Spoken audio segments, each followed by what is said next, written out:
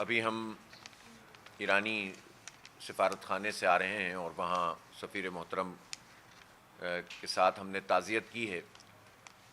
ایران کے supreme leader آیت اللہ سید علی خامنئی صاحب کی شہادت پر، اور ہم یہ سمجھتے ہیں کہ امریکہ نے ایران پر جنگ مسلط کی ہے اسرائیل کے ساتھ مل کر، اور جس طرح سے اس نے بین الاقوامی قوانین کی دھجیاں اڑا دی ہیں اور ایک طرح سے دہشت گردی کا مظاہرہ کرتے ہوئے ایران پر اٹیک کیا ہے، اور جتنی بھی تاریخ میں جنگی روایات ہیں ان کو پامال کرتے ہوئے لیڈرشپ کو نشانہ بنایا ہے، یہ تاریخ کا ایک سیاہ باب ہے، اور ڈونلڈ ٹرمپ ایک وار کرمنل کے طور پر دنیا میں یاد رکھا جائے گا، اور ہر اس شخص کے لیے جو ڈونلڈ ٹرمپ کی آشیرواد حاصل کرنے کی کوشش کرتا ہے اس کے لیے یہ ایک بہت بڑا عبرت کا نشان ہے کہ ایک ایسے شخص کے لیے لوگ جو ہے وہ آنکھیں اپنی پلکیں بچھا رہے ہوتے ہیں کہ جو دنیا میں دہشت گردی کو فروغ دے رہا ہے، سارے بین الاقوامی قوانین کی دھجیاں اڑا رہا ہے، اور اس نے وہاں لیڈرشپ کو ٹارگٹ کیا ہے۔ امریکہ اور اسرائیل نے صرف ان کی لیڈرشپ کو ٹارگٹ نہیں کیا بلکہ جنگ کا آغاز کیا ہے 176 بچیوں کو شہید کر کے، اور ہم یہ پوچھنا چاہتے ہیں اہل مغرب اور ان کے حکمرانوں سے کہ اس پر جب انہوں نے سویلین اور چھوٹی بچیوں کے اسکول پر حملہ کر کے اپنی جنگ کا آغاز کیا ہے تو مغرب اس پر کیا کہتا ہے؟ چھوٹی چھوٹی باتوں پر انسانیت کا جو پیامبر بن کر ویسٹ کے لوگ سامنے آتے ہیں، اس وقت تو پورے مغرب میں آگ لگ جانی چاہیے تھی، لوگوں کو نکل آ جانا چاہیے تھا سڑکوں پر کہ تم نے یہ کیا حرکت کی ہے، لیکن یہ ایک ڈبل اسٹینڈرڈز بھی ہیں بہت سارے لوگوں کے، جس کی بنیاد پر یہ جھوٹ کا نظام چلتا ہے۔ البتہ یہ ضرور ہے کہ پوری دنیا میں جتنے لوگ بھی اب امریکہ کو جان گئے ہیں اور پہچان گئے ہیں اور ان امریکہ کے اتحادیوں کی تمام ہتھ کنڈوں کو سمجھ گئے ہیں، وہ اب امریکہ کے خلاف نکلتے ہیں، اور خود امریکہ میں بھی احتجاج ہوا ہے۔ جو ایران پر حملہ ہے در حقیقت یہ تو طویل عرصے سے امریکہ اور اسرائیل ایران کے پیچھے پڑے ہوئے تھے، اور پچھلے سال بھی انہوں نے ایک جنگ مسلط کی تھی، لیکن حقیقت یہ ہے کہ فلسطین کے حوالے سے جو واضح اور غیر مبہم پوزیشن ہے ایران کی، یہ اس کی سزا ایران کو دی جا رہی ہے۔ ہم نے دیکھا کہ اسرائیل نے فلسطین میں 80-90 ہزار لوگوں کو قتل کیا، اور یہ جینوسائیڈ تھا، اس لیے کہ جنگی میدان میں تو اسرائیل آج کی تاریخ میں بھی مقابلہ نہیں کر پاتا کسی کا، تو پھر اس کا بدلہ یہ اس طرح سے لیتے ہیں کہ یہ سویلین آبادی کو ٹارگٹ کرتے ہیں، یہ بچوں کو ٹارگٹ کرتے ہیں، اور یہ بلڈنگز کو تباہ کرتے ہیں، اور اس طرح انہوں نے غزہ کو اس طرح سے تباہ کیا کہ 95% سے زیادہ وہ پورا جو ہے وہ بارود کا ڈھیر اور بلکہ ڈبریز میں اور ملبے میں تبدیل ہو گیا۔ اور اس پر بھی بس نہیں ہو رہی ہے، وہ ویسٹ بینک میں وہاں کے مقامی فلسطینی ہیں ان کے گھروں کو برباد کر رہے ہیں اور قبضہ کرتے چلے جا رہے ہیں، اور یہ جو غزہ میں بورڈ آف پیس بنایا ڈونلڈ ٹرمپ نے، یہ بھی در حقیقت اس نے ایک ذاتی اور ایک ملک کی طاقت کو پوری دنیا پر مسلط کرنے کی کوشش کی ہے، اور یہ کیسا بورڈ آف پیس ہے کہ جس میں وہ کسی کو جواب دہی نہیں ہے، اور جو امریکہ ہے یعنی ڈونلڈ ٹرمپ ہے وہ یہ کہتا ہے کہ جناب میں جس کو چاہوں گا اس میں رکھوں گا اور میں جس کو چاہوں گا اس سے نکال دوں گا، اور لوگوں نے جب اس سے پوچھا کہ تمہاری صدارتی مدت ختم ہو گئی تو پھر کیا کرو گے، تو اس کے پاس اس کا کوئی جواب نہیں تھا، وہ کہتا ہے یہ پھر بھی جاری رہے گا۔ اقوام متحدہ کے پیرلل ایک ادارہ اس نے بنانے کی کوشش کی ہے، اور ایران پر بھی جو جنگ مسلط کی ہے اس کے بعد اس نے اسی طرح کے بیانات دیے کہ میں جب چاہوں اور جس کو چاہوں ہٹ کروں، جس ملک پر چاہوں قبضہ کروں، اور جس سربراہ مملکت کو چاہوں ہٹ کروں۔ اس سے پتہ چلتا ہے کہ دنیا میں ایک اندھا قانون ہے جو امریکہ کی صورت میں اس وقت مسلط کیا جا رہا ہے، اور افسوس کی بات یہ ہے کہ دنیا کو اور اس کے ممالک کو جس طرح ریئیکٹ کرنا چاہیے تھا ڈونلڈ ٹرمپ کے خلاف، اس طرح سے وہ ریئیکشن ابھی تک نہیں آیا ہے۔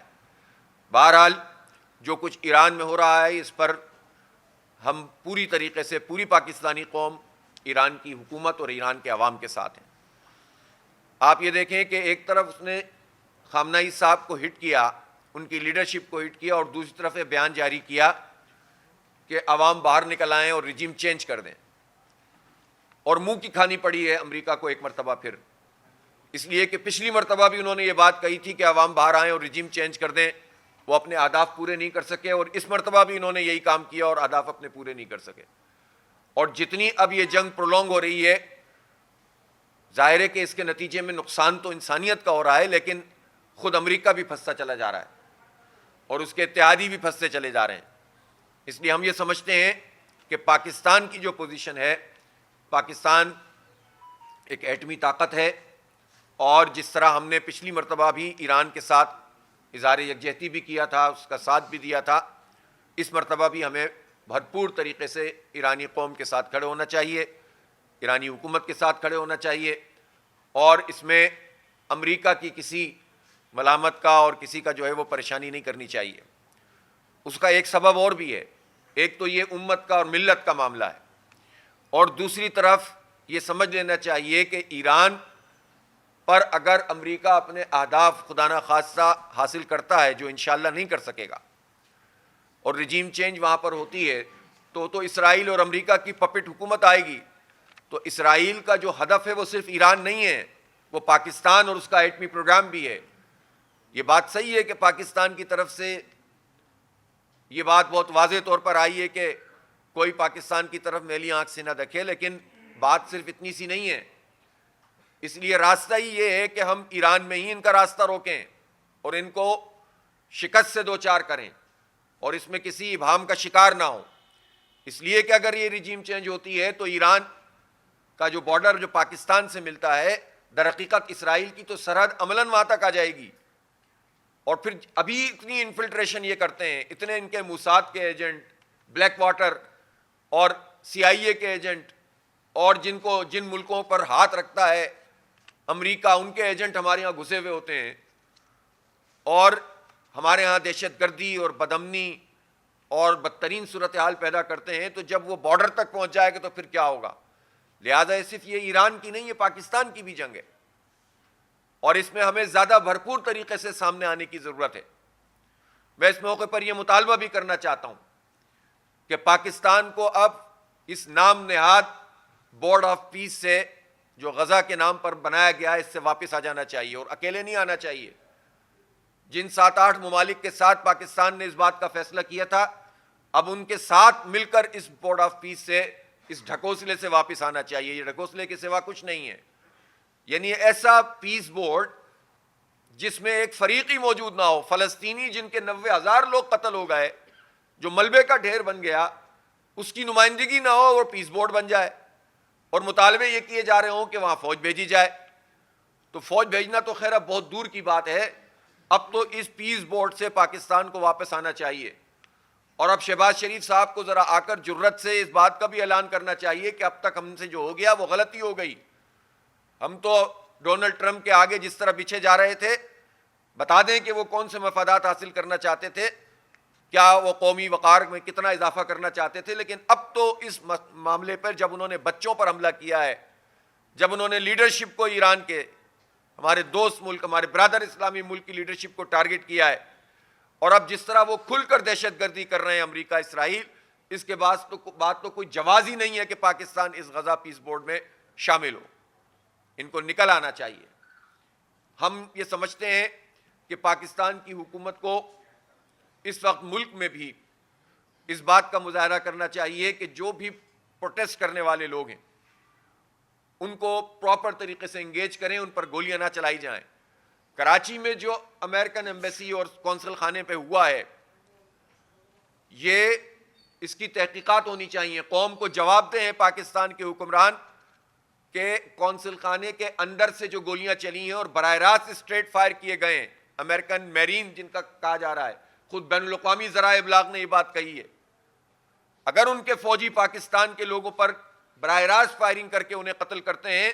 تو پاکستان کی پوزیشن کیا ہے؟ کتنی غلامی آپ اختیار کریں گے؟ کیا ہم ان کی نوآبادیات میں شامل ہیں کہ ہم بات بھی نہیں کر سکتے کہ آپ ہمارے شہریوں پر اس طرح فائرنگ کریں گے؟ یہ